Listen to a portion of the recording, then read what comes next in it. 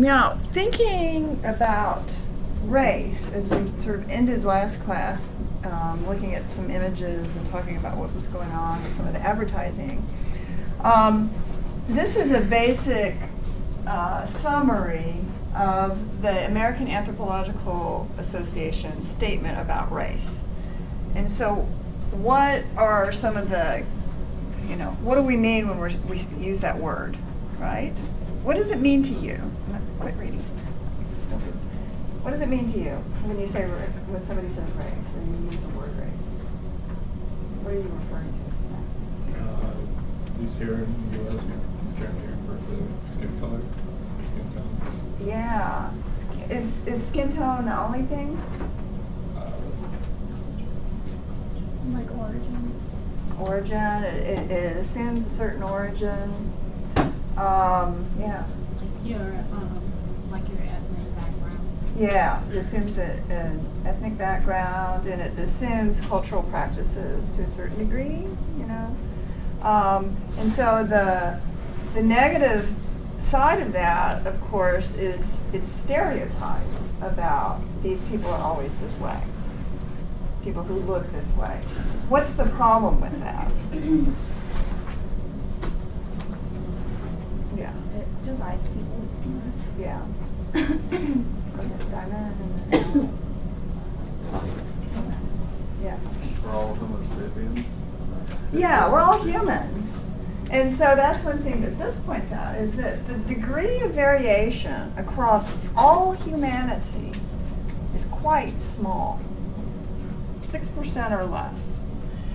And so, and it's not those groupings that we group by race are not actually identifying the main sources of variation. Like there's more variation within your group, within those groups, than there is between one group and the next. So it makes for really bad classification. And I'm going to give you, we'll watch this little video that the AAA also has a statement about race and ways to think about it and talk about it, and why we should talk about it. But I'm going to give you an example. There's a little bit too much where race is almost thought of only in the United States and thought as coming from here in some ways. And I'll give you an example from Spanish colonial Americas that really complicates this whole idea of the way people look, their culture associated with them, and what status they have in the society, what sort of roles they play, and what's seen as appropriate for different people to do. Because you can see how kind of very, very complicated it becomes, and then it becomes this polarized thing later in the 19th century, really.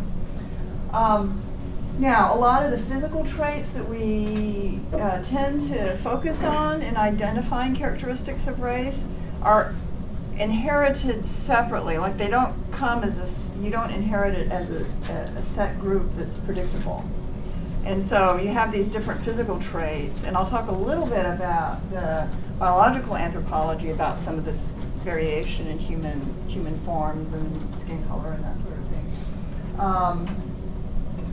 So it's a tricky thing because we think we're judging on objective, observable attributes like skin color or height or other sorts of things, and but it's the inheritance is way more complicated, and then the variation across populations is a lot more complicated than what the term race, and it's used for political and social means more than anything else. Okay, so I'll point you to a couple of resources for further reading, and one of them is this statement, which I've distilled into a few bullet points here. If the internet will work, it'd be a bummer if it doesn't. Come on, thing. There we go. Oh, wow. It's so slow.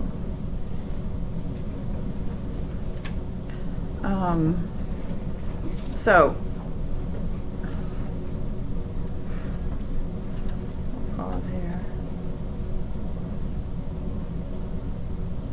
really not working.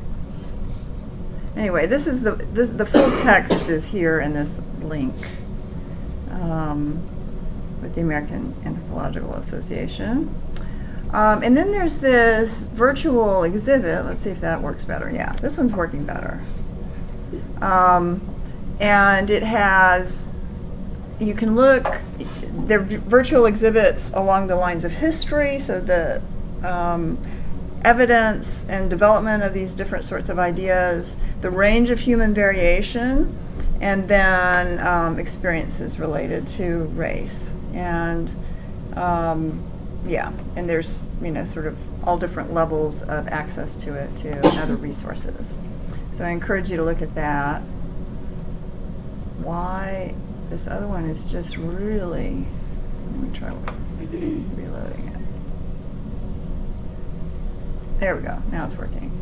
And so here's the full statement on race that was issued by the board of the AAA. Hi, Winfred. I'm so sorry. Do you want some chocolate because you came back? No? You can.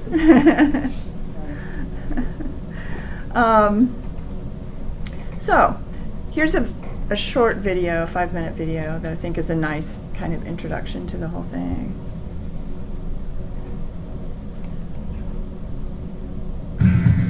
Oh, hey. Except it's got a Walmart in it. Lower. Industrialization. Yeah, exactly. Yeah, you can't Race. escape it. What is race? What do we really know about race? Here's what we do know. Race is a short word with a long history in the United States of America. Think of the history of America and our ideas of race together, mixed up and ever-changing. Just like this painting, race was created. It is a powerful idea that was invented by society. Race is an enduring concept that has molded our nation's economy, laws, and social institutions. It is a complex notion that has shaped each of our destinies.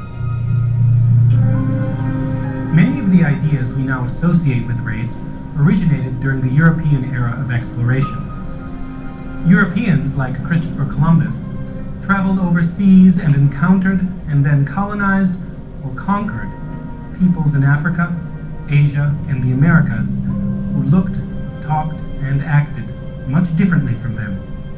Naturalists and scientists then classified these differences into systems that became the foundation for the notion of race as we know it today. In the American colonies, the first laborers were European indentured servants. When African laborers were forcibly brought to Virginia, beginning in 1619, status was defined by wealth and religion, not by physical characteristics such as skin color. But this would change.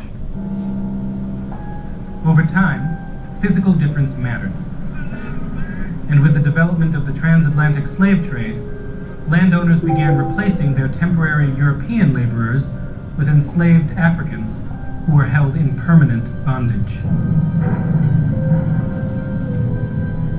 Soon, a new social structure emerged, based primarily on skin color, with those of English ancestry at the top and African slaves and American Indians at the bottom.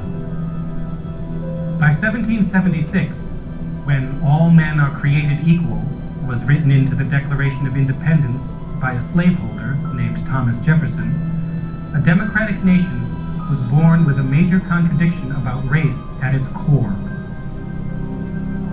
As our new nation asserted its independence from European tyranny, blacks and American Indians were viewed as less than human and not deserving of the same liberties as whites. In the 19th and 20th centuries, the notion of race continued to shape life in the United States. The rise of race science supported the common belief that people who were not white were biologically inferior. The removal of Native Americans from their lands, legalized segregation, and the internment of Japanese Americans during World War II are legacies of where this thinking led.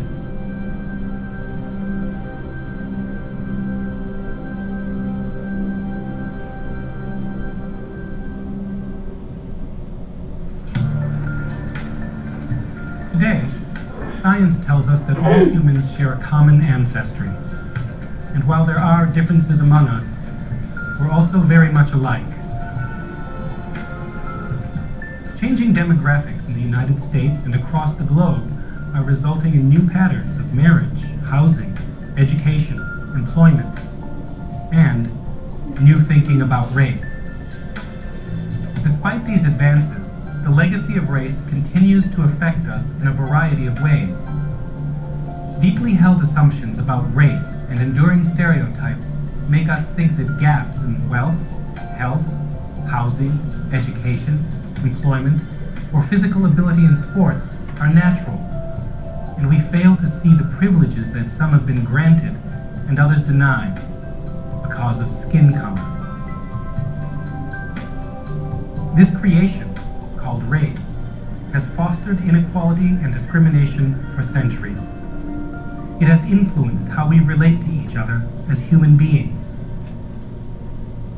The American Anthropological Association has developed this exhibit to share the complicated story of race, to unravel fiction from fact, and to encourage meaningful discussions about race in schools and the workplace, within families and communities. Consider how your view of a painting can change as you examine it more closely. We invite you to do the same with race. Examine and re-examine your thoughts and beliefs about race.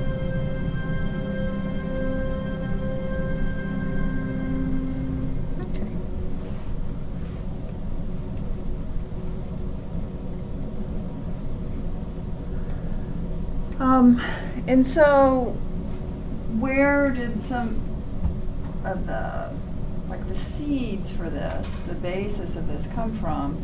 And a lot of it is having to do with thinking about social hierarchies and how people, humans, fit into the rest of the world, right?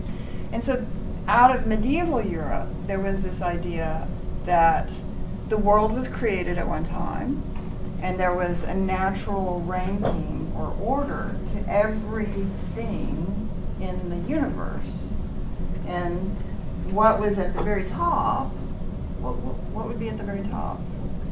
God, yeah. God, angels, and then what's a little bit below angels? Yeah, Christians, white Christians, basically. I mean, mainstream Christians, and then other people, and then, and in this, with encounters, so you have medieval encounters in Africa, you have medieval encounters in the Middle East and in Asia, and it's trying to sort of sort out hierarchies within that. And so there becomes this ranking that starts to be established in the medieval period, but is not necessarily connected to phenotypes. That part of this ranking has to do whether they're Christians or not. You know, that's a key point. And then what's towards the bottom of the ranking, besides humans, what's below humans of any kind? What would you think? Yeah, animals, especially like mammals, and then below that are serpents and reptiles and that sort of thing. And then below that, Bugs. yeah, plants, yeah, plants, and then rocks and the sand, and so the idea was that you knew where everything fit into this order, from the tiniest grain of sand to the most majestic, incomprehensible element, which would be God, and that it was created that way and it was fixed.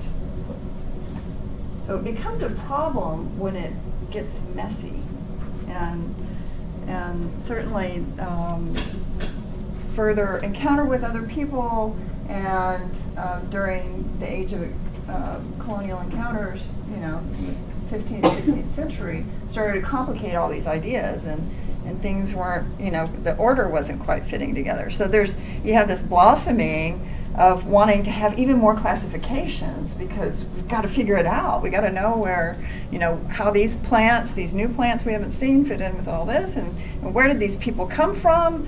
I haven't read about them in the Bible. Well, they must be these, some of the lost tribes of Israel or something. So the people part of that is within what was seen as this natural order. And if it's natural, it's intrinsic and unchanging.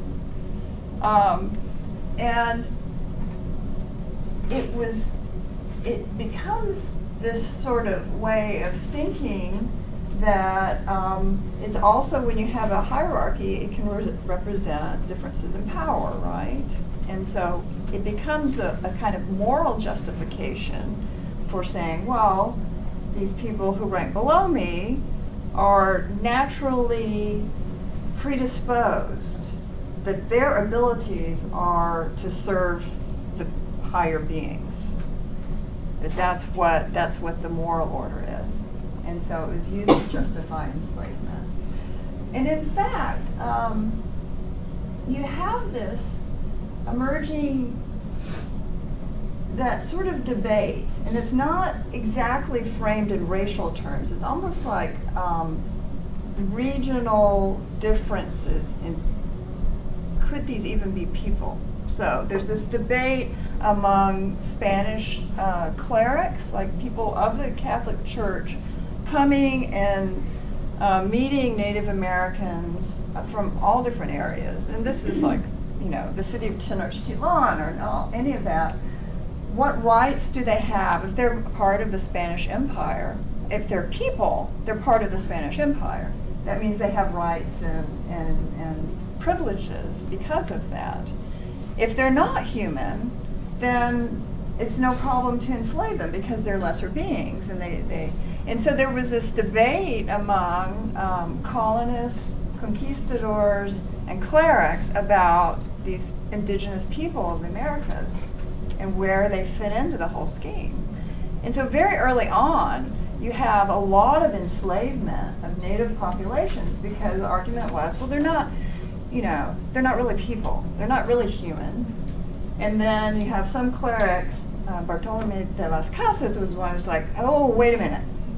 These are all souls that need to be brought into the church, and they can be Christianized, and they are equally citizens, and they are equally human.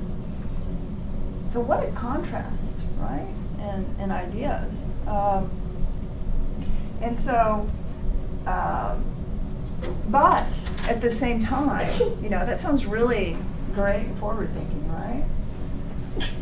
Was it that the Spaniards had no slaves?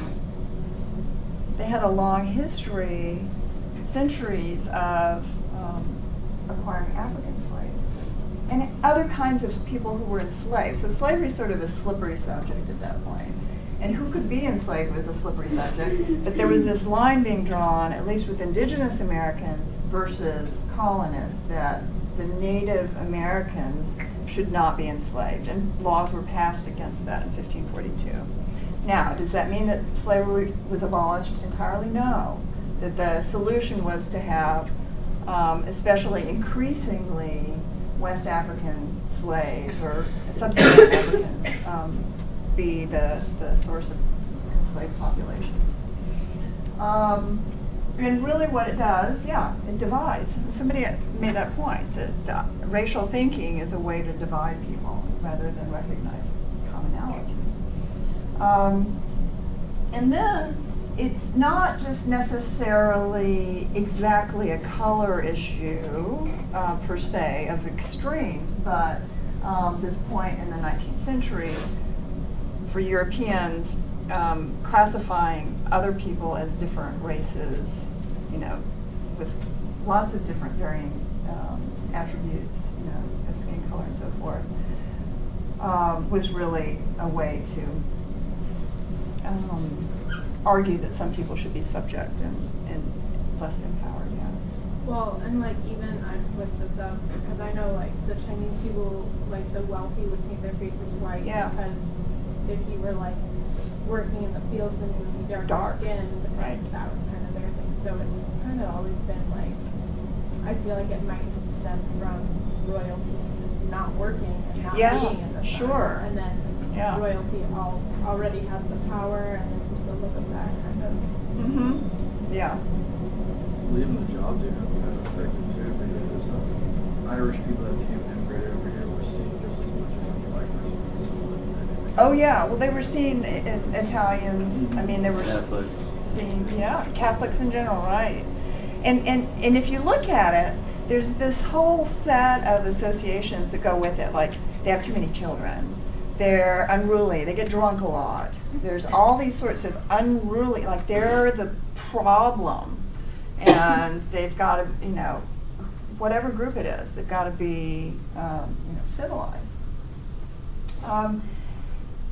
And the thing that's very clear is that when people are categorized by others in a certain way, and you have certain expectations, it becomes, some of it's really overt and obvious to see, and other things are very subtle sorts of things that reinforce those attitudes and ideas and expectations. And so you have systematic ways that some people don't have access to education or adequate nutrition or all sorts of very fundamental daily needs. And then even at higher levels too, that there's still that power dynamic is in play. So it's the legacies of that sort of issue that hang on. And so, so here's a census. I don't know.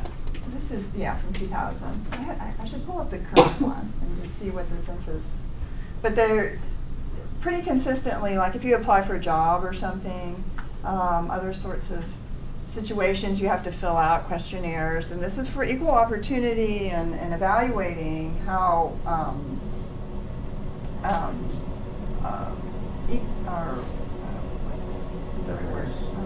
balance in considering different candidates and so forth. But it's a tricky thing. I mean, have any of you decided not to note your race or your ethnicity on those sorts of forms? Have you filled out those kind of forms? Yeah. Not about it. Yeah. Yeah. Because and for many people, it's hard to choose exactly. If you're from Cuba, this is a a bewildering sort of form to encounter, because what are the choices? You're white, you're black, you're native. Yeah, there's a little bit more, and some Asian, some diversity in Asian and. You fill all that apply, or are you supposed to just fill one? Yeah, just one. I mean, that's the way this form is set up. I think nowadays, I don't know if it's easier to check a couple of categories. What were you going to say? I was going to say, just on this forum, I was just seeing how there's like every other Asian country listed, like Latin America, it's Mexico, Puerto Rico, Cuba, and everyone else just gets lumped in with Latino or Spanish. Yeah. So on. And then this is separate. This is the only ethnicity that's distinguished. That versus, and then this is considered race, and that's considered ethnicity. Yeah.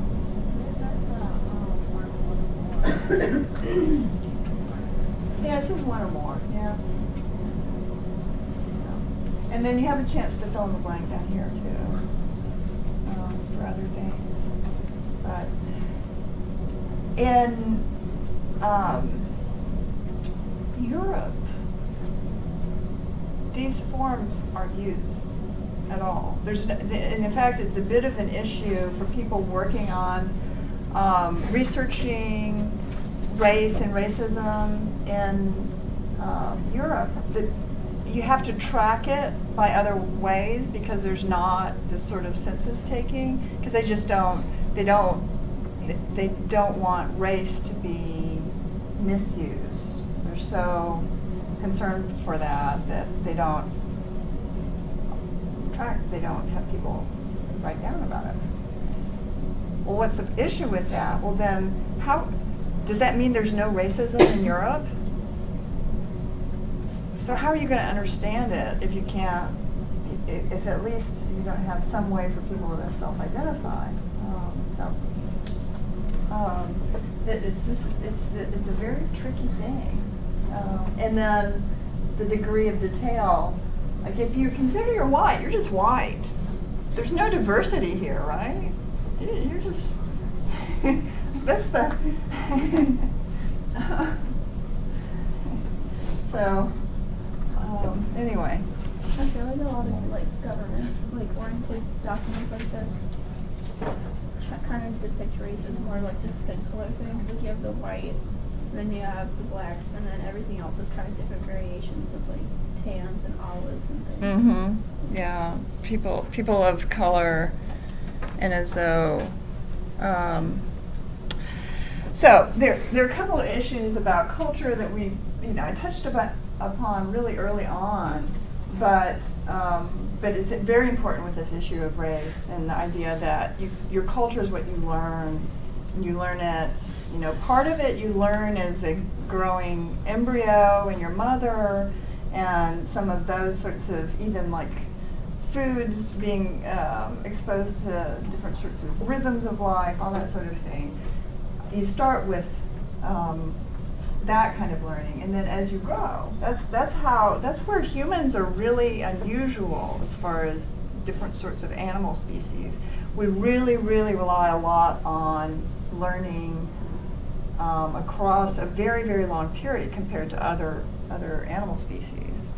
And what does that mean? It means we're incredibly flexible, that we have all of this potential and all of this ability to learn. And wherever we are, we soak it up like a sponge. And so we learn that, and we learn that context. And so there's no absolute necessary connection between your genetics. There's some things about that, but like the language you speak, everybody has the same capacity for language, and you can learn any language. You just have to be in the right spot at the time when you're acquiring language. And you can learn it later on in life, but very easy. And then there are not particular practices of culture that are ingrained, absolutely. Because when you think about it, what of our habits, the things that we do, is entirely biological, like has no breathing, eating just eating in general. Just in general. that people eat. Yeah. But the manner that we eat and the frequency with which we eat, and even things like chewing, right? Do you open your mouth when you chew? Some places that's a big no-no. Other places totally fine. Talk while you eat. Be terrible in some contexts. Absolutely. What you're just supposed to keep going, and it doesn't matter what's going on. What about walking? That seems pretty like. How much variation would there be in that? Walking? Do you think it's not? Maybe. I mean, Maybe if you're in different terrains or something. Yeah, that goes with it. Yeah. So. I know there's this one culture of people that they walk their feet like one right in front of the other. Uh-huh. So it's like subtle differences like that. Yeah. yeah, like the culture of walking, like where you're allowed to walk, who you're allowed to walk with. Mm-hmm. The length of your stride. So I had European friends that would say, "Oh, I can tell that person's American by the way they're walking." There wasn't anything else about him. Yeah. I can tell that person's German because he's wearing socks with sandals. But yeah, they would talk about that, and just the amount you slump, or the way you stand, and the way, yeah, all of these things are habits, and the way you move your body as you sit down or stand up. All of these are things you learn, and they're not necessarily a parent or an older person saying you have to do it this way, but you just, that's what you're around, that's what you see, that's what's normal, right? Breathing, even the amount of sound you make, you know, there are all these sorts of things that are very subtly informed by your context. So that's all part of what you can think about as culture, and that we as babies and older people. And then the other thing too is that this is all very fluid. Things are changing all the time. People's bodies change over the course of their lifetime. How your role and status in society changes. So this is all very dynamic. And we also, of course, are interacting with environmental changes. So environmental changes, interaction with other people, and then your development, your personal development over time. And a couple of like really basic terms relating to change, particularly cultural change, diffusion. So that's when this sort of borrowing and adopting and modifying it a little bit. But that shows the sort of network of integration. And we see a lot of that in food, right? That we've seen a lot of it already, you know, picking and choosing different spices or foods from different areas and putting them together in new ways. And then there's, and that's by and large, the majority of change that goes on is this through these social means, this network of interactions that's going on all the time. Now you do have actual like inventions, innovation. We tend to think about changes in history as being due to these, you know, big breakthroughs, but you look at what's depicted as a big breakthrough, and there are all of these sorts of foundations that came from all these other sources that, you know, created this place where this other thing could come out. So this tends to be less. There's a lot of this, and you know, term of that's very common now. This idea of globalization, I think. Has its roots way back. It's not a recent thing. It's not a recent innovation. Now, I'm going to walk you through fairly briefly. I'm going to show you a bunch of images. And so these paintings are from the Museo de Madrid, the museum in Madrid. There are lots of other paintings depicting very similar sorts of things, depicting these classifications. Now, we tend to want to think about it as race, but I think there's some things in it that will sort of surprise you and sort of destabilize some of that idea. What the Spanish called them were castas, which was, you can think of it as a caste, a social caste, like a social group that has a particular status and particular characteristics associated with it. And you'll see that depicted.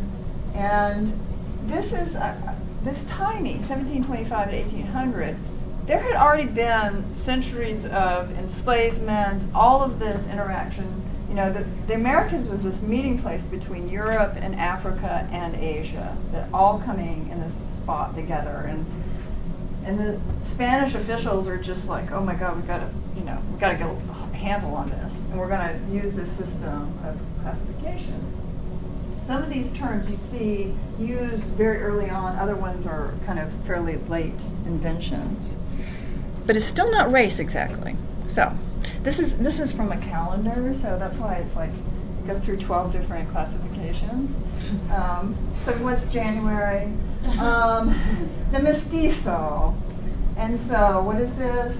A native woman, Spanish man. Here's the kid. What do you think their status is? What do you see going on here? What does it look like? The child's gonna grow up wealthy. Yeah.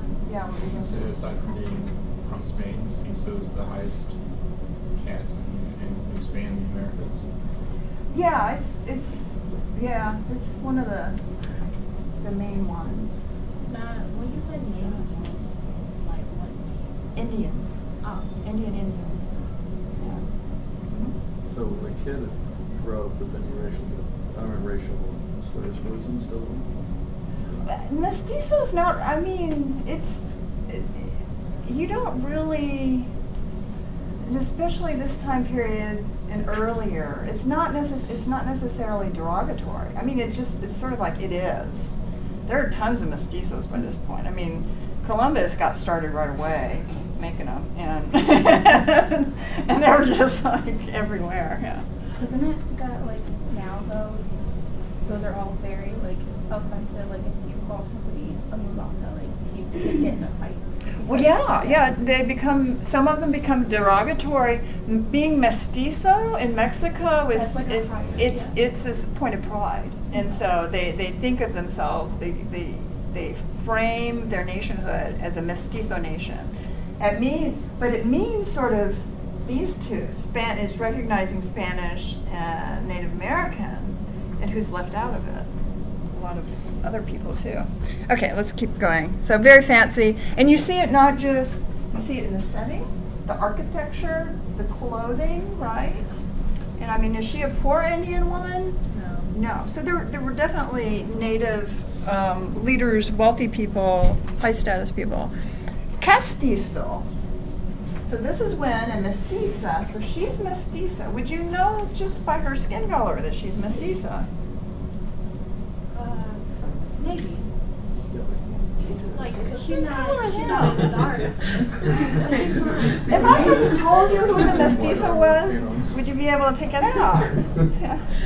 She's got that's a beauty mark. No, it's really, I mean, it's meant to be there. It's like these, like, wow, I'm so beautiful beauty mark. When you see this, it's like a lot of craziness. And a Spanish man, so he's Spanish.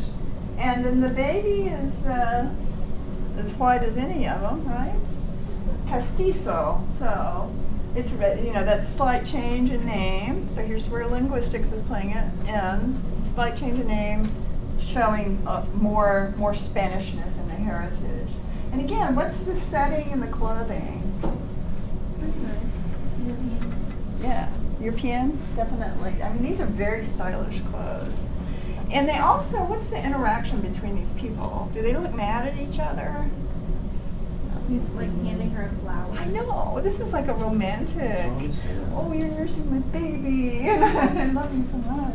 Wait, so if he's like Espanol. Yeah, he's right? Spanish. Okay, so the other dude was also Spanish. Too. Yeah. Okay, but they're not the same color. Right. Like Right. The dude was. Not all Spaniards are the same color in these paintings. It's not colors, so that's what I'm trying to show you. Italians are like really dark, Mhm. but they're considered white. Yeah. Yeah, well, and that's, I mean, at a certain point in time, they're considered black. There's the black legend, and they're seen as dark, they're conceptualized as dark. Okay, so you have a castizo. So he's the castizo in this case. She is Spanish. She's Spanish. She doesn't look that different from the woman in the last painting, right?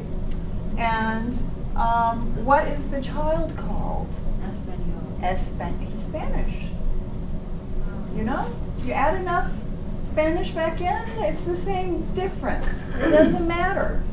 So there's not necessarily this, it's a weird sort of system because there's interest in this heritage, but after a certain point it's a wash. It doesn't matter. Totally fine. And look, they're playing the violin, again, the very wealthy, fine clothes. Everybody's happy, very civilized. Now, here we go to the mulata. Spanish man, black woman, mulata child.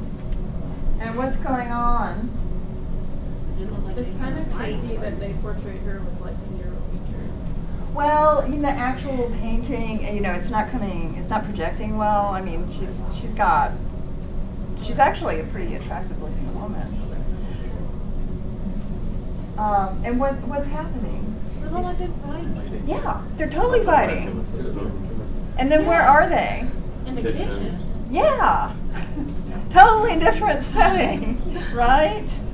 And what's the child? She looks Like scared. trying to stop her. Yeah, exactly. You know, y'all don't fight. And you know, she's got this. You know what this is actually?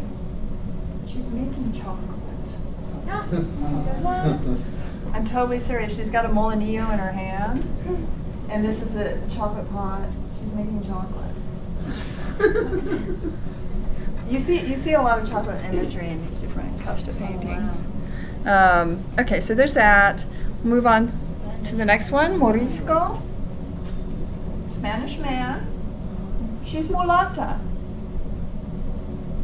At least they drew up pretty. because of her skin color, right? We're thinking skin color. Spaniards aren't thinking that. They're just wanting to know who is recorded as being what.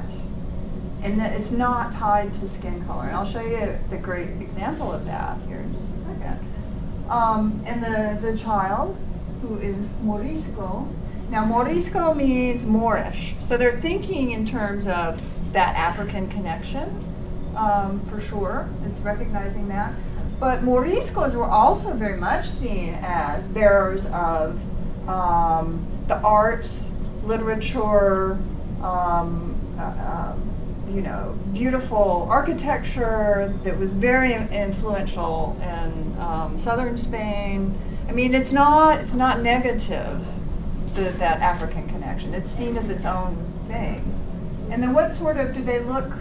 How does this contrast with the last one? They look happy. Yeah, it looks peaceful, right? Yeah. They got a nice house. Mm-hmm. Nice, sort of solid, yeah. Was this before or after the Moors invaded Spain? Oh, this is after. So, you know, the whole colonization of the Americas was sort of the strangely enough, the reconquista of the Iberian Peninsula, the pushing out of the last of the Muslim Moors happened in 1492. Okay. So, I think it's weird that they would like name like a caste after them. but see, that's the complicated thing. Yeah. It's like they don't want any Muslims. Uh-huh. But they also recognize that all these artisans and, you know, there's this incredible heritage and ability that they have because of those people being part of their. And so, yeah, nicely clothed, decent looking place, not fancy, you know, but still solid, right? When you have who is the Morisco? Morisca? No, The girl. he's Spanish. So here, that's that whole Moorish thing. It's like, you know, those kind of robes and the, you know, that's even though it's very Moorish and he's certainly Christian. You wear the, you know, those are still cool clothes to wear. Very fancy silks. So she's the Morisca. Also, you can tell by the A at the end. Yeah, right. Yeah. So A is a the woman. gender. And then what is the child called? Albino, which means the same thing as albino. So it's a white. So here there's that play of, you know, something that maybe is usually darker colored, but here it's white. So you have all of this and then what's the setting? He's writing a letter or, you know, doing some sort of writing, correspondence or something. And again, referencing the arts. Very fancy setting. I mean, this is a fancier setting than before with the clothing. And the child is obviously just totally well off. And then you have an albina. So she's the albina. He's Spanish. This is their child.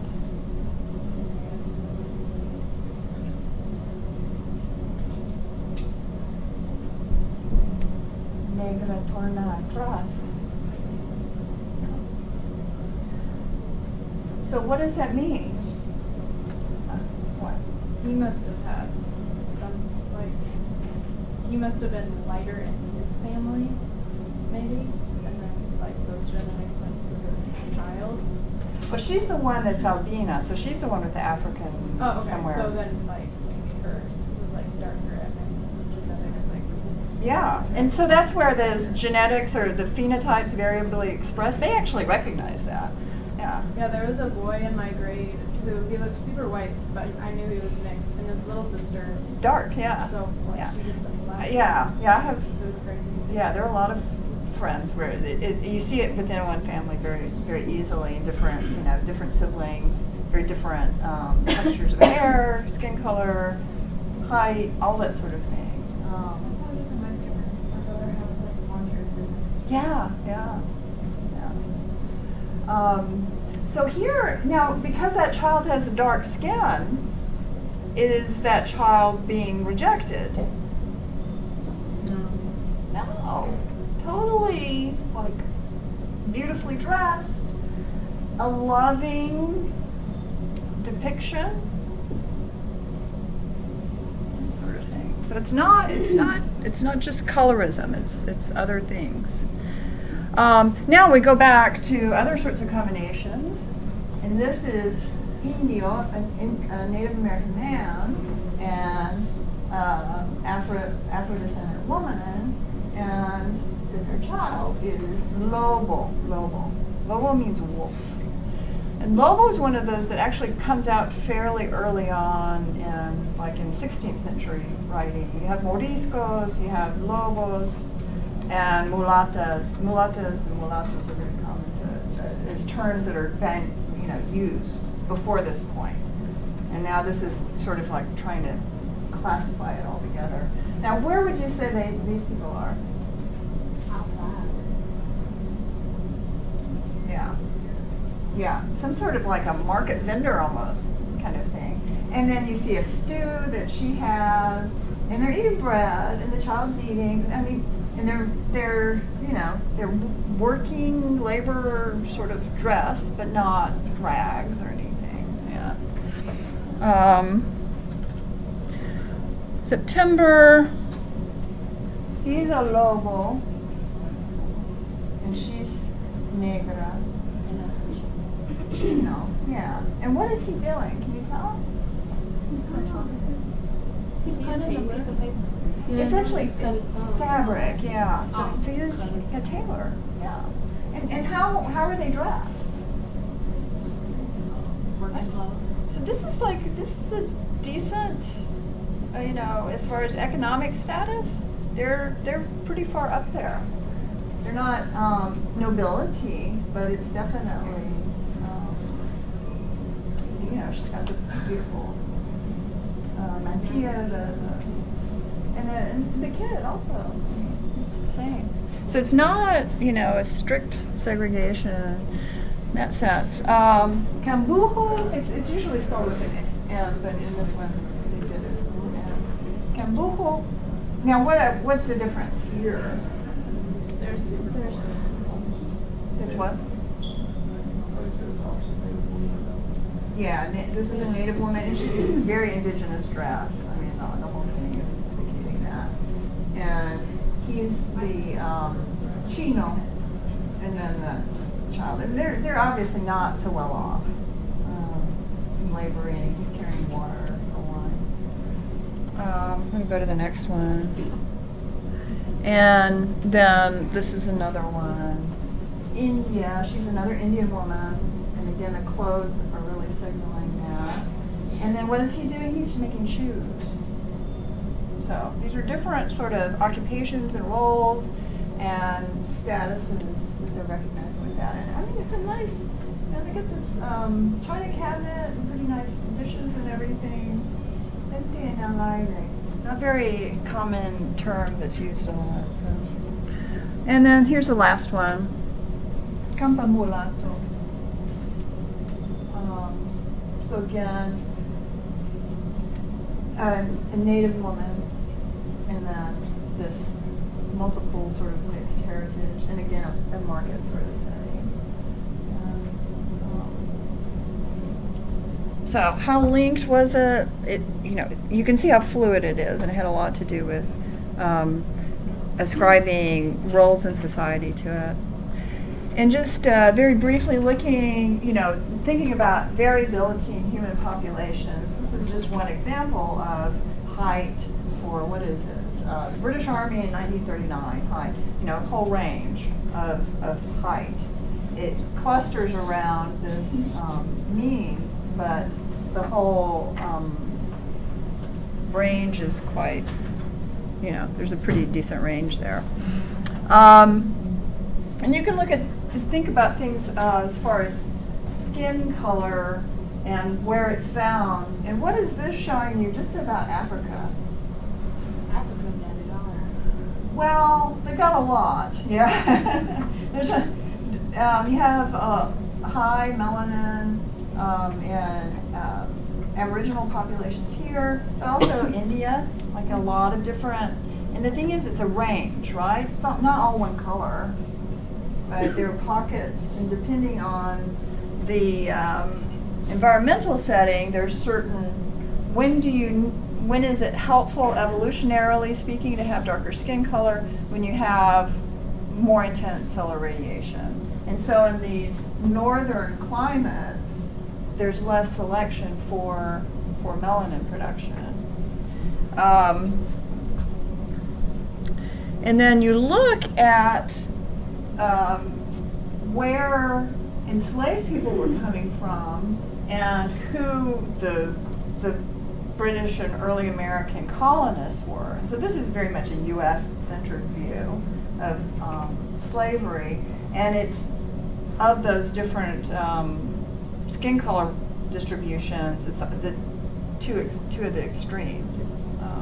So you have very dark people being enslaved and brought over into populations that tend overall to be very like. And so you go to some place like Brazil, with a much longer history of and people coming from different parts of Africa during 500 years of enslavement, and there's a lot more recognition of different sorts of skin tones. And again, you talk to a Brazilian, and the general consensus is, well, yeah, we classify race based on skin color, but then they recognize a whole lot of skin color. It's very complex, whereas here we tend to draw very sharp lines. And what is some of this variation related to? I talked about skin color and melanin, but also, body type. And so shorter, stockier bodies do well in colder environments. It keeps your body core warm. Whereas if you're in a hot environment, having that longer, leaner proportion makes you able to deal with heat. It's an adaptive advantage. And so that's where some of those real differences, regional differences, are coming from people living in this environment for a long time and surviving because of the ability, those characteristics that they have. And so what you end up with is, and islands too. Islands are very interesting situations because animal species overall either tend to be quite tiny or ridiculously big. And that's how the competition on islands happens. So these people from New Guinea, shorter, but it's partly because they have been in that island environment for a long time. And the guy from Europe, not so much. Yeah. Have you read about the island where they found remains of people that were like 4 feet tall and under? The hobbits? Yeah. Yeah. But they don't know, that island was never connected to the rest of the continent, so they don't know how. Yeah, the placement of that. There are some really nice articles about those remains, but it definitely is one of those examples of just being on an island changes things quite a lot. And then finally, I'm trying to decide. Yeah, I can give you a short thing about Hershey. We're going to keep coming back to this issue of where cacao is being grown, who the laborers are, what are those connections to chocolate makers and different people's experiences and ideas. And what's helpful too is to, there's a sort of racialization that happens just with thinking of Africa as all one thing, which is a mistake because it's a big, complex continent. And so there's a great blog that has a critique, has all sorts of different articles that critiques different notions about Africa, race, and different aspects, cultural aspects, current news, that sort of thing. And then there's also, I have a link in here to this sarcastic sort of essay that brings out all of the main, or many of the main stereotypes and talking about Africans and talking about blackness and so forth, written by a professor at Bard who does quite a bit of work along these lines. And you can see these themes of primitivism, darkness, all the same thing, whitewashing it as all the same thing, and then only, using very particular images or ideas as the good part, but especially, you even see problems with exhibits at big museums, and they'll have this sort of image of what Africa is and what Africans are like come through, and have people like this overemphasis of Zulu warriors and that sort of, it's that sort of fierce warrior kind of imagery. And if just to show, and the whole thing ends with this, all this stuff about cannibalism and stuff. Always end your book with Nelson Mandela and saying something about rainbows and renaissances, just to show you care. So the stereotypes of what can be thought of as good versus all these negative ways, and it's very subtle, and it creeps in lots and lots of ways. So you can read that at some point. Okay.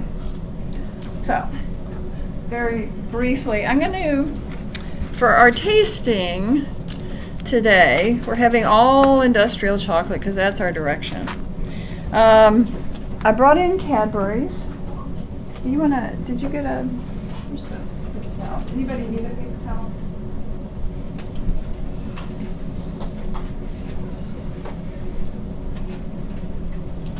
So, I'll taste the 3 of these.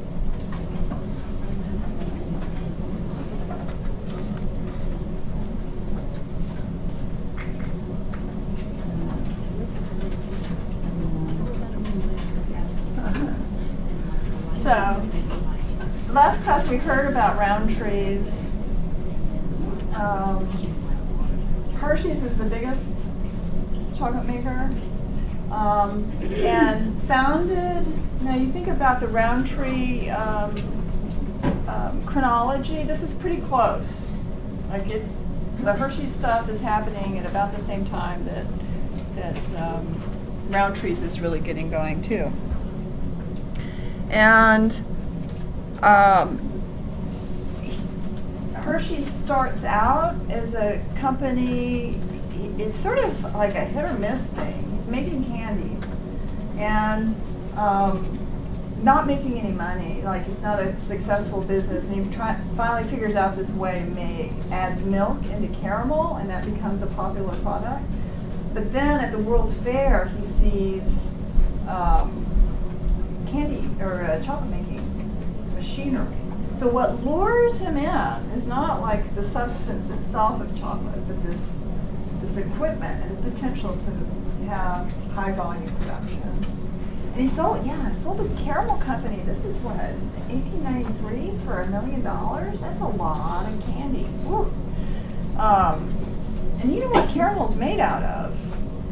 Sugar. Yeah, it's just sugar. And he added some milk to it, so it made it nice. Yeah.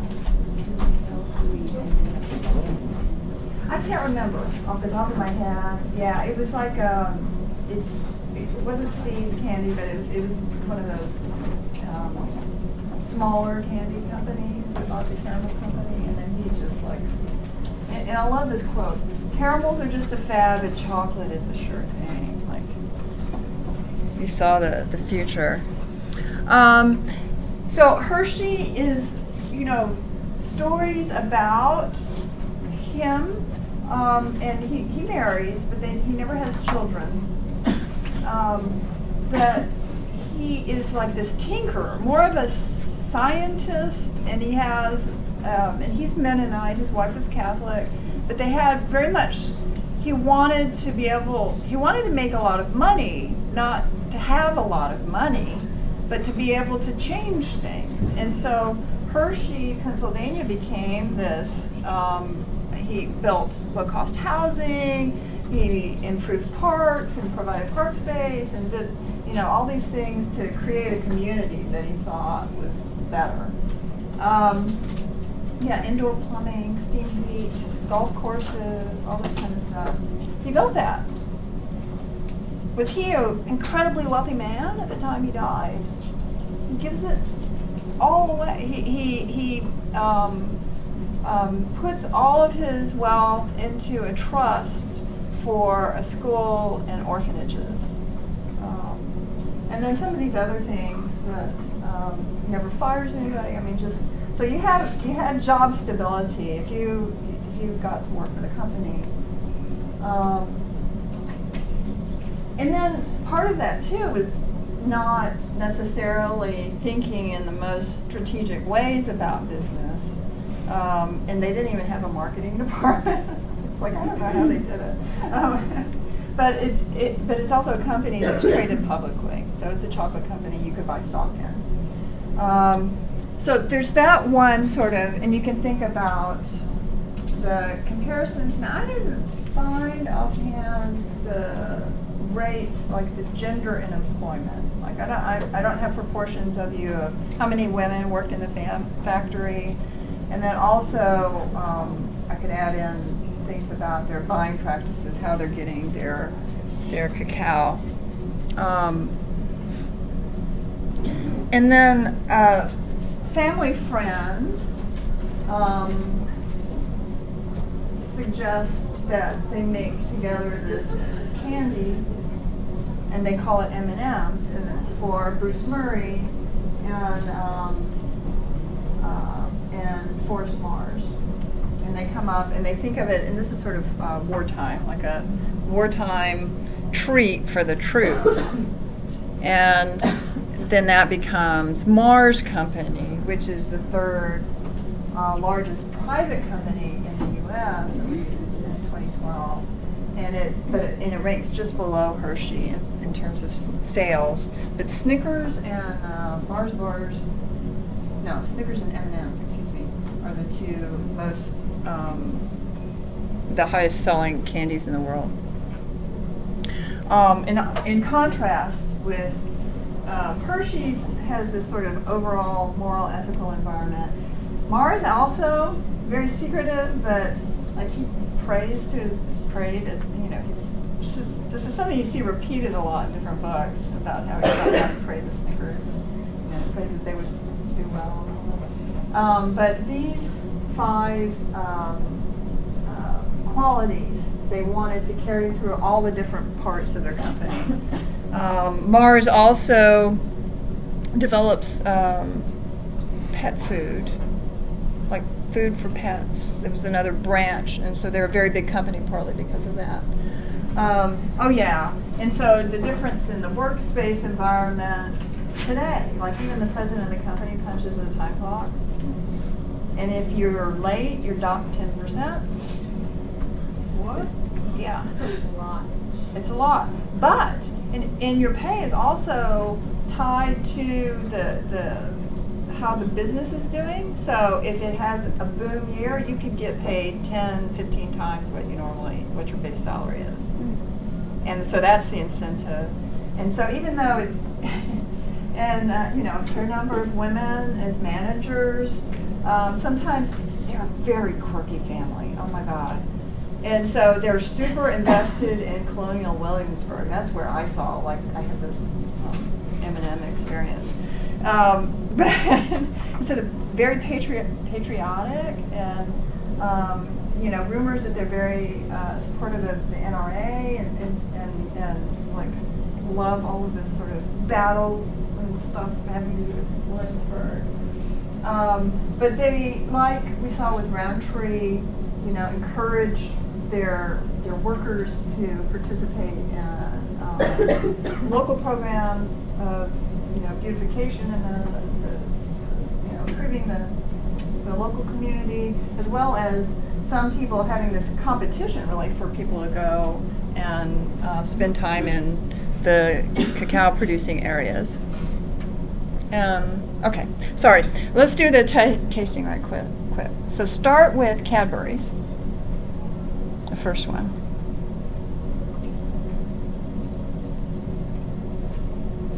So what are some of the flavors that hit you first with that? Creamy? It has a little Caramely? Yeah. Yeah. You don't really taste like the actual cacao flavor all that much with the. Uh-huh. Caramel. So it's sort of a burned sugar taste, a cooked sugar taste. Okay, try the Hershey's now.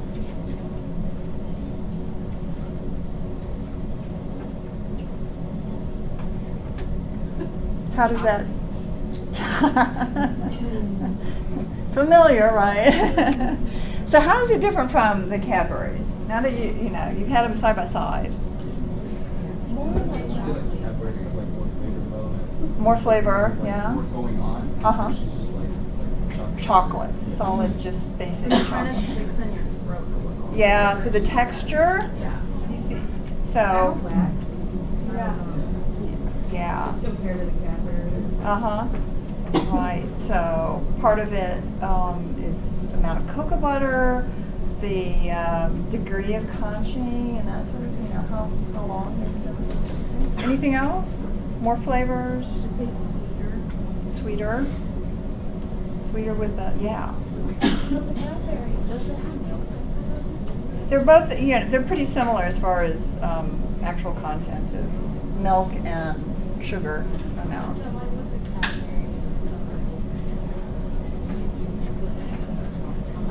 No, Cadbury's, it's, you know, it's less sugar. Okay, now try the M&M.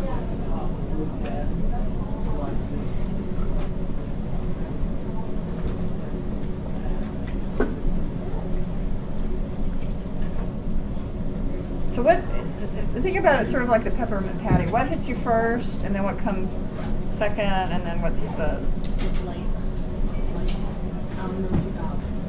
It's just like super sweet because of the coating. It's super sweet because of the coating. Super sweet, so you get that sugar, it's like having a sugar cube in your mouth first. But it's not as like creamy as the Hershey's. Yeah, Or yeah. like whatever. Uh-huh. Of course, crispy. Yeah. And so what Mars really produces are these things, I mean, there's not a solid Mars chocolate bar like you find Hershey's all the time. And so you have Mars bars. You need some water? We're done, basically.